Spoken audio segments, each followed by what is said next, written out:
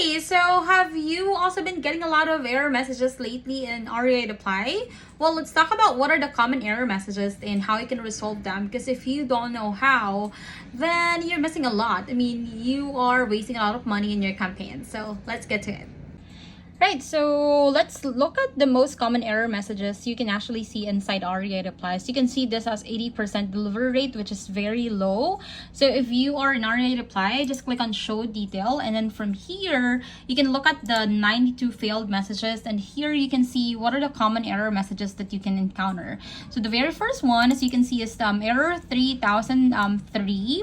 How do we resolve them or what it means? Basically, 3003 actually means that you have reached unreachable destination. Maybe the phone is actually turned off. That's why the person is not getting this message, or it could actually really mean that the phone number itself is a dead phone number.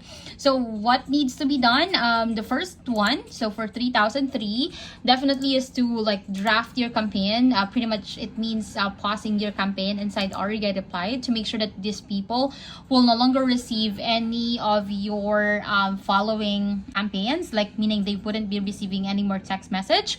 And then once that's done, you might want to go ahead and remove them from this campaign. So to do that, normally you will have to set up a trigger to be able to remove them from a campaign, or what you can do is just basically just pause this and relaunch your campaign using the same contacts but removing all of these 92 that actually failed. So to be able to remove them, you can click the same option, which is details, and then from here you can export this list. And once that's exported, you can go ahead and go to contacts and then basically remove them from your campaign.